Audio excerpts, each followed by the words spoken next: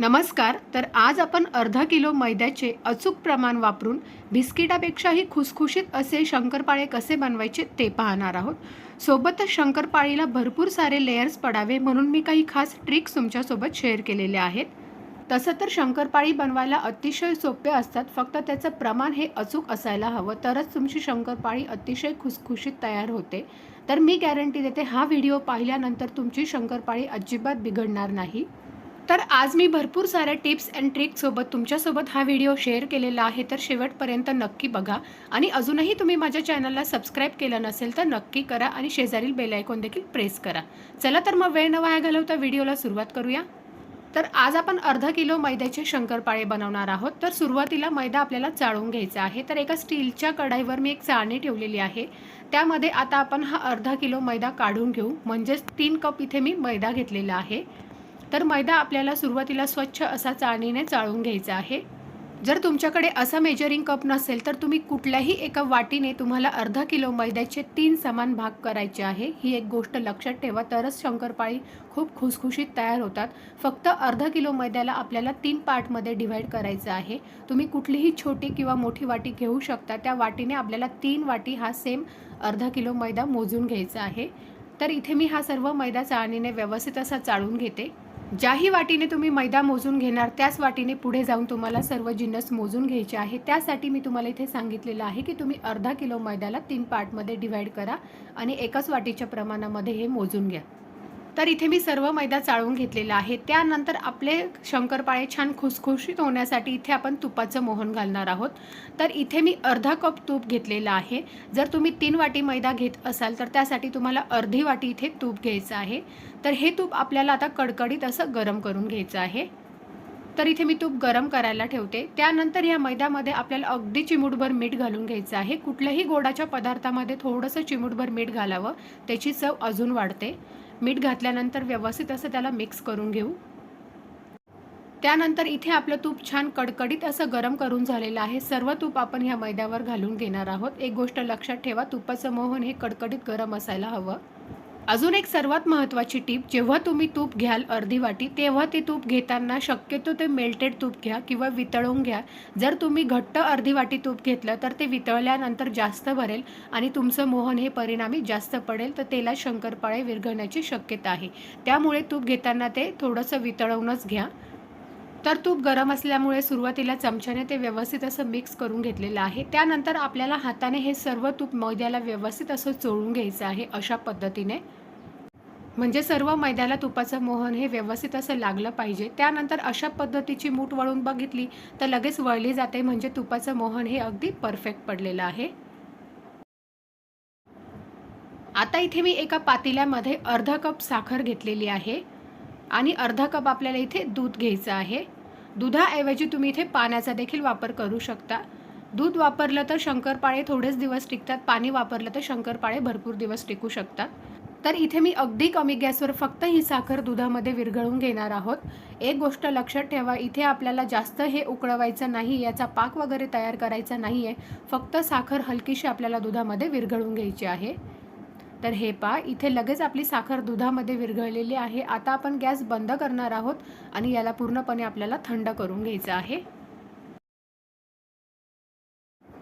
तर इथे मी दूध पूर्णपणे थंड करून घेतलेलं आहे. त्यानंतर आपल्याला हे थोडं थोडं दूध या पिठामध्ये घालायचं आहे आणि याचा घट्टसर असा गोळा तयार करून घ्यायचा आहे. तर इथे आपण 3 कप मैदा घेतलेला होता, त्यासाठी इथे मी अर्धा कप तूप, अर्धा कप साखर आणि अर्धा कप दूध असं प्रमाण इथे वापरलेलं आहे. कुठल्याही पदार्थाचं जर प्रमाण परफेक्ट असेल तर तो पदार्थ अगदी व्यवस्थितच तयार होतो. तर इथे मी थोडं थोडं करून हे सर्व दूध यामध्ये घालून घेते आणि याचा घट्टसर गोळा मळून घेते. या प्रमाणामध्ये हे पीठ अगदी व्यवस्थित असं भिजलं जातं, पण जर गरज वाटली तर वरून तुम्ही 2 ते 3 चमचे दुधाचा इथे वापर करू शकता. तर मी ते संपूर्ण दूध इथे वापरलेलं आहे आणि वरून साधारण मला 2 ते 3 चमचे दूध एक्स्ट्रा लागलेलं आहे. तर इथे मी अशा पद्धतीचा घट्टसर या पिठाचा गोळा तयार करून घेतलेला आहे. आता आपण यावर झाकण ठेवून साधारण 10 मिनिटांसाठी आपल्याला हे पीठ असंच झाकून ठेवायचं आहे. तर इथे मी 10 मिनिटं हे पीठ झाकून ठेवलेलं होतं. त्यानंतर पुन्हा याला एकदा मळून घ्यायचं आहे अशा पद्धतीने. पीठ व्यवस्थित असं एकदा मळून झाल्यानंतर ह्या पिठाचे आपल्याला 4 समान असे भाग करून घ्यायचे आहे। 4 गोळे इथे मी तयार करून घेते।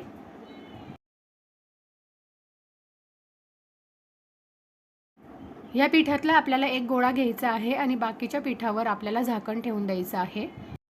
हातावर त्याला पुन्हा अशा पद्धतीने व्यवस्थित दाबून दाबून त्याची एक लाटी तयार करून घ्यायची आहे।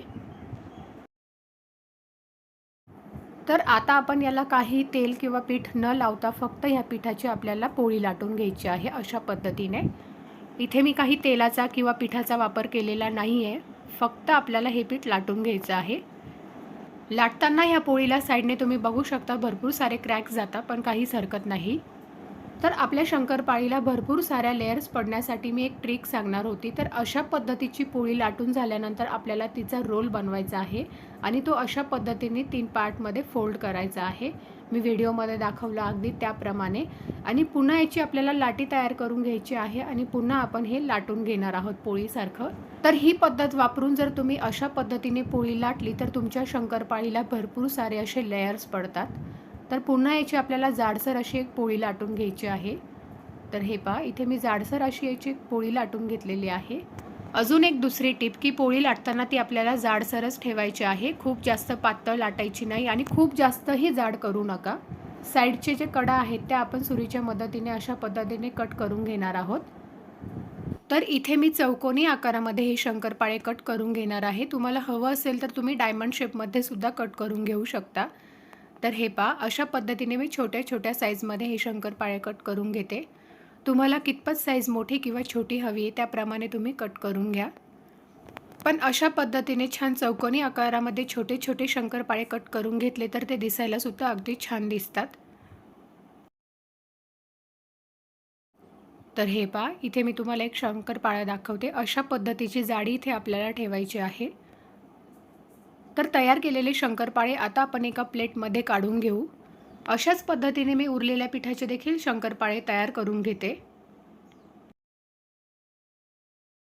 शंकरपाळी तळण्यासाठी कढईमध्ये तेल गरम करायला ठेवलेलं होतं। थोडासा तुकडा यामध्ये टाकून बघायचा। तर तेल आपलं चांगलं गरम झालेलं आहे। त्यानंतर यामध्ये आपण अशा पद्धतीने झाऱ्यावर आपल्याला शंकरपाळे घ्यायचे आहे आणि अलगद ते तेलामध्ये सोडायचे आहे। अगदी लो टू मीडियम फ्लेमवर आपल्याला हे शंकरपाळे सतत हलवत तेलामध्ये तळून घ्यायचे आहेत। तुम्ही बघू शकता मस्त असे आपल्या शंकरपाळीला लेयर फुटलेले आहेत। तेलात टाकल्यानंतर शंकरपाळी नरम असते, त्यामुळे लगेच त्याला सारखं झाऱ्याने हलवायचं नाही। थोडेसे कडक झाले की त्यानंतर आपण त्यांना सतत हलवत छान एकसारख्या रंगावर तळून घेणार आहोत। तर हे पहा, इथे मी छान सोनेरी रंगावर शंकरपाळे तळून घेतलेले आहेत। यापेक्षाही याला जास्त डार्क रंग येऊ द्यायचा नाही, कारण तळल्यानंतर त्याची कुकिंग प्रोसेस चालू असते आणि अजून त्याला डार्क कलर येतो।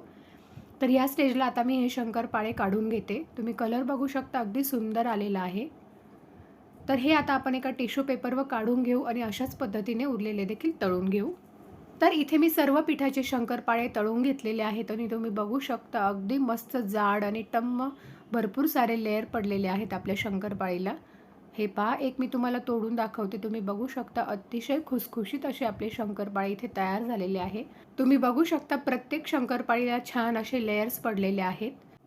तर तुम्ही देखील याच पद्धतीने हे शंकरपाळी घरी नक्की ट्राय करून बघा आणि कशी झाली ते मला कमेंट सेक्शनमध्ये नक्की सांगा। आणि जर तुम्हाला माझा आजचा हा व्हिडिओ आवडला असेल तर लाईक करा आणि अशाच नवनवीन रेसिपी पाहण्यासाठी आपल्या चॅनलला जरूर सबस्क्राईब करा। भेटूया अशाच एका नवीन रेसिपीसोबत, तोपर्यंत बाय बाय।